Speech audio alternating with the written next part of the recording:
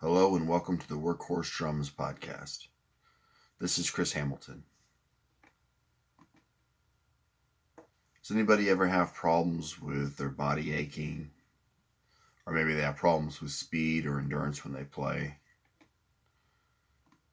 I'm not talking about just once in a while, but I'm talking about something that's maybe reoccurring, such as lower backache, or maybe you feel like you can play at a certain speed, but you have trouble doing quick fills or just a quick roll, or you have trouble playing at faster paces just in general.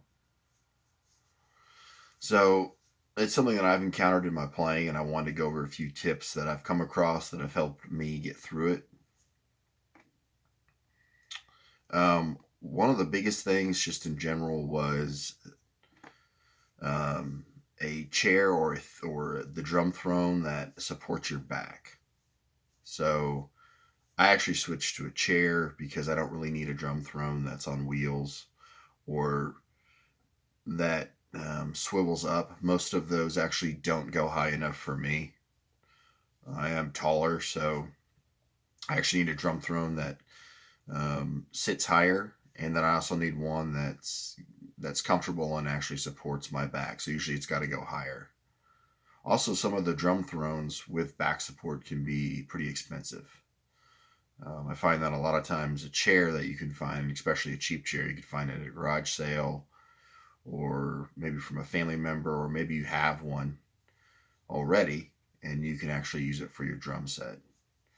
With a few modifications, you can even make it to where it's fits with the look of your drum kit, or if you want it to maybe if it slides slightly, if it's just like wood and it maybe it'll slide a little bit on like wood floors or something. Obviously, you can attach something to the bottom of it, like the vinyl stoppers, plastic stoppers, stuff like that, to actually help keep the chair where it needs to be. Um, Specifically for body aches, I find that stretching actually helps a lot. Now, before you stretch, you got to get your muscles a little bit warm, and that doesn't mean going out and running. So the other thing is like do something that you kind of enjoy to get warm. Otherwise, you're not going to do it. So for me, I usually um, maybe I'll shoot some hoops. Maybe I'll go for a walk, take my dogs for a walk with my wife. And then I'll kind of get those muscles warm. It could also be, you're just kind of cleaning too around the house. If you do like just general cleaning, you're vacuuming, washing dishes, stuff like that, and moving at a decent pace, it'll get your body warm. And then you can go into a stretch. And then most of the basic stretches, such as you lie on the floor with your feet straight out and then, just lean over, touch your toes or touch as far as you can go or close to it, and give the back a nice little um, slight pull in it. You don't want to feel any pain. If you're feeling pain, you're going too far, but just enough to kind of loosen up the back muscles. And then a lot of times your quads, or there'll be an imbalance in your lower body too that can give you some issues. So, stretching out your back, stretching out your hands, your wrist area, your calves, and then your legs will really help your playing, but it'll also help you feel better after you're playing. And also, a lot of times you'll lose endurance too if your body's tight. So if your hands are real tight, stretch them out with your fingers. Put your fingers together and lightly stretch them. Press them against each other. Lightly stretch them out. Put your thumbs together and lightly stretch out your thumbs, and that'll help with the palm of your hand as well. And then lightly push down on your hand with your other hand. Stretch out your wrist, and like this, and then like this for the bottom part of your wrist. That'll help. Also, if you go like this and then rotate it opposite direction, clockwise, counterclockwise, that'll also help get some of the knots out in your wrists.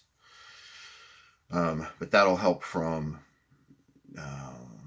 your muscles wearing out a lot faster when you're actually playing as well. And if you do it, it'll actually help too. Before, it'll help with not having any issues afterwards. A lot of the younger guys, I didn't feel much until I was in my starting my mid to late 20s. I started feeling some buildup, and it was the stretching that really helped that stuff. Second thing is exercise. Do some form of strength training and cardio. Um, the biggest thing that you can do to help yourself at all parts of your life is just be active. But you do need some specifics. You do need some specific strength training, and that can come from just doing push-ups, um, ab work, body squats. If you have weights and you want to use weights, I like to use weights. I like to lift weights. It makes me feel good. That's what I like.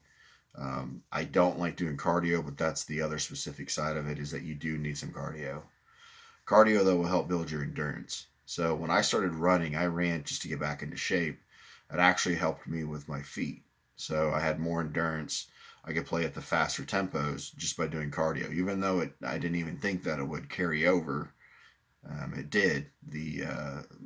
My tibia, my calf muscles and stuff, the front part of my shin would not get as tired once I started doing once I started running, I guess. Not gonna say like I did some long distance running. I will say like after the long distance running, obviously, the day of you're not gonna be able to do a whole lot of really fast drum playing with your feet. But give it a few days and you'll see the difference. You'll be able to hit some of the faster speeds with your feet. Third thing, third tip I would give is use a foam roller. So foam roller hurts, but it's good. It's like the hurts, but it's good for you because it's getting out the knots. It's helping to decompress, especially your spine. I mainly use the foam roller on my back. Sometimes I'll roll out my quads because my quads do tend to get tight from squats. But foam rolling the back is the main thing, and it really does help.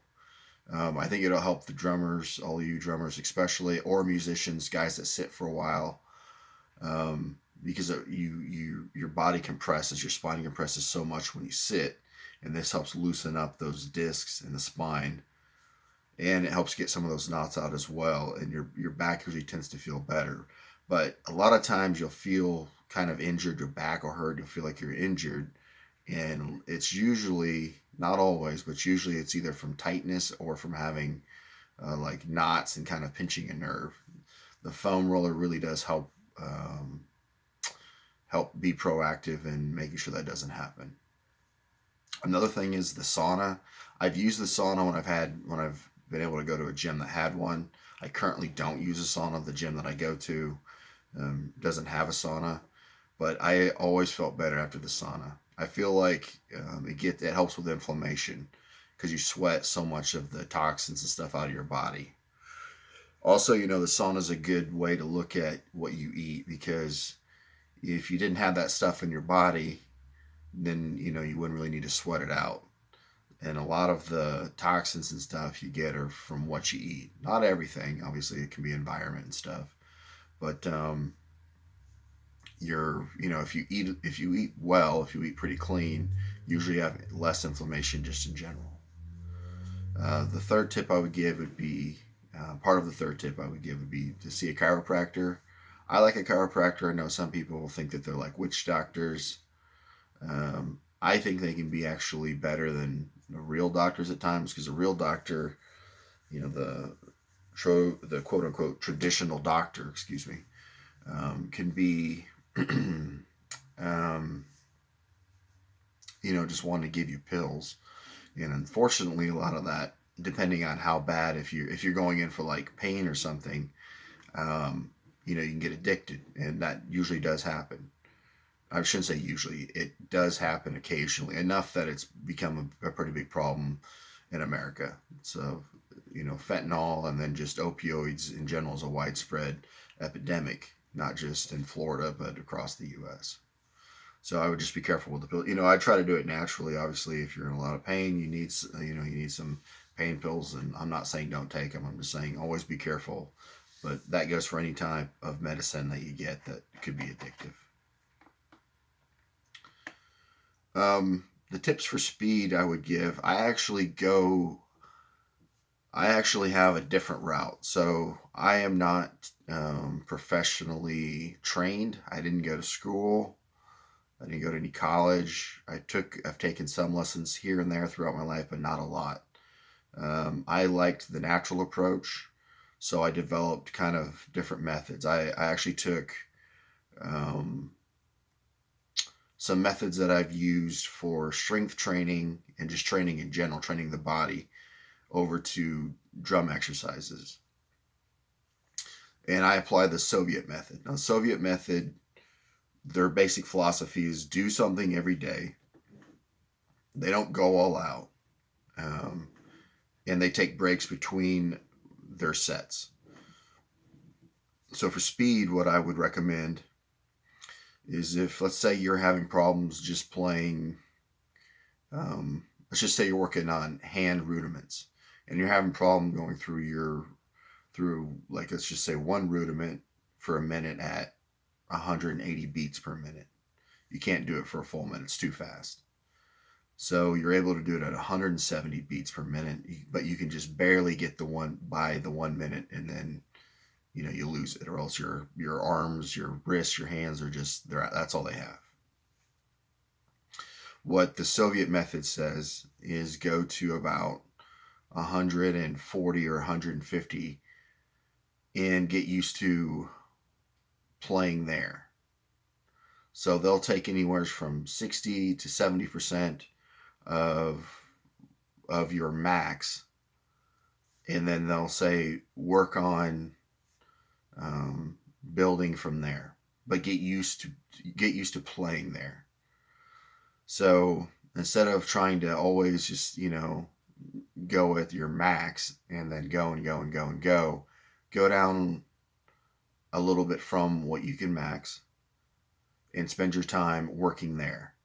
And don't go all out, because if you go all out, well, then your muscle's already spent and you have to take much more time to recover. Instead, go until you start to feel like you're getting close to that, and then stop. That way you're never ever completely expending all of your energy, all of what you have, but you can get in a lot more reps. And they say take longer breaks. So the longer breaks comes from, you want to feel fresh every time you're trying to do it. You don't want to come in and be like, okay, I just did this, let me wait 30 seconds and I'll go. No, wait a couple of minutes. Like, go for a minute, wait like 2 or 3 minutes, and then do another minute. Again, you're trying to build up your speed. You're not trying to build up endurance. And also, when you're building up speed, you want to make sure that you're applying full force whenever, like, you want to have the best that you can be whenever you do your rep, whenever you do your set. So if you're going to go for a minute, if you're going to go for 2 minutes, for 3 minutes, for 5 minutes, whatever it is, make sure that you're fully rested so that you can give it all of the force that you need to give in order to complete those 3, 5, 1 minute reps. On the American philosophy, which I like, but I like the way that the Soviet method does it, because I think it's a little bit smarter, is that obviously no pain, no gain is what we've been brought up on. And all they say is that you should have no pain, no gain, because that is true. You can't have something without nothing. But what they say is know when to use no pain, no gain. So just don't blow your energy out every time you do something to where you're always tired and you're actually sabotaging your own gains. Instead, if you're going to do it when you're actually on the kit in a recording session or playing live, if you're going to go for it. But don't do it when you're at home and you're trying to work up to something. It's like you're going to take a longer way to get there.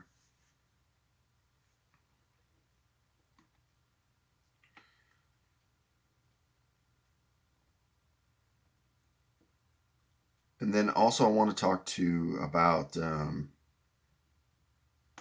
another part of it that I think will help everybody when they play, or when they are just in general when they're going on their musical journey, is meditation. I think everybody should find some form of meditation because it brings peace to you. It's for you only, and it brings peace to you. And what I mean by that is not a selfish way, but also in a selfish way, because it's good for you internally. It's not something somebody else can feel when you're doing it. But the other thing it does make you feel, obviously, is that being at more peace is you're going to be friendlier to people, but also you seem to be able to handle or see things a little bit better. One of the best examples that I ever heard about this was from Arnold Schwarzenegger. Now, Arnold Schwarzenegger, I know it can be controversial, but the one thing I don't think anybody can deny is his work ethic. He can be arrogant, cocky, he's done questionable things. You may not like his movies, but the one thing that the guy does have is one hell of a work ethic. Now, he said something that was very interesting. He said when he was bodybuilding, taking acting courses, he had his own business. A lot of people don't know he was a millionaire before he was in movies.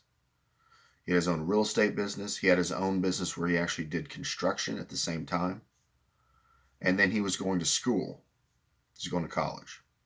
And he was learning English. And he was so stressed out because he literally felt like he had no time. And he didn't really even have time to do all the things he was doing. So somebody told him about transcendental meditation. So he did it. He started doing it.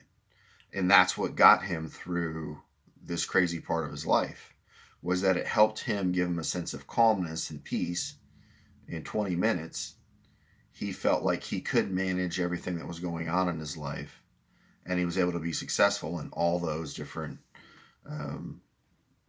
avenues he had, all those different opportunities and jobs and adventures he was working on. He was successful and was able to complete them, but he also was able to keep his sanity. He was also able to find peace. And don't believe the norms as well when it comes to meditation or just in general. I think a lot of the things that musicians fight, people that are artists fight, are norms. A lot of people will say, that we're crazy, or that, we're playing around, or they don't understand why we're still doing the stuff that we do.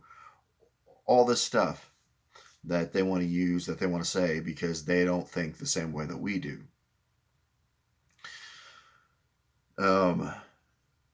Something to think about, the norms of today's society and the way things have been, is this: the CEO and the low-level employee of any company, of any major company, just about, the amount of money that the two make, their salaries, are so different that the employees is probably not even 1% of the CEO.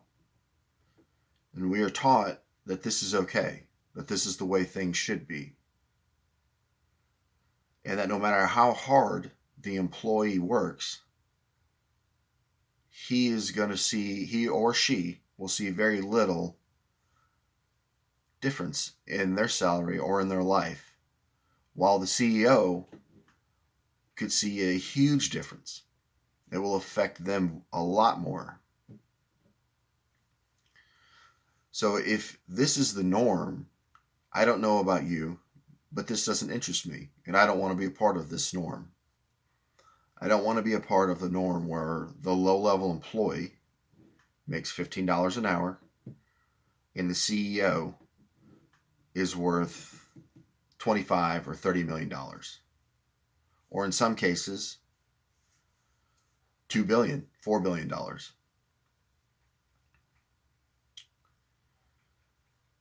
If we listen to what the norms are, they will dictate our life, and they'll force us into do things that aren't healthy for us, not just mentally, but also physically. And you can look through history to see how this has gone on. This is the reason that unions have had to start in the first place, and that, especially when the Industrial Revolution hit, how guys like Andrew Carnegie and people that were over the railroads really used people And we're always trying to get them to work longer, harder, and for less. And while they were working these jobs that were dangerous, that would take limbs or lives, or could take their lives, and their families were at home barely getting by, and if they had any type of real sickness, most of the time that was a death sentence. The very few guys, the 1, 2, 3 guys at the very top, were extremely rich. And those guys were okay with what was going on with these bottom workers. That still goes on today. That is obviously still practiced. So I just think that believing in the norms will only hold us back. Just follow what you believe, follow your dreams, because you can make it happen if they can make it happen. And you can do better than they did to other people. So I hope that you guys will be kind to yourself, be kind to each other, be happy and healthy and motivated, and we can all make the world a little bit better.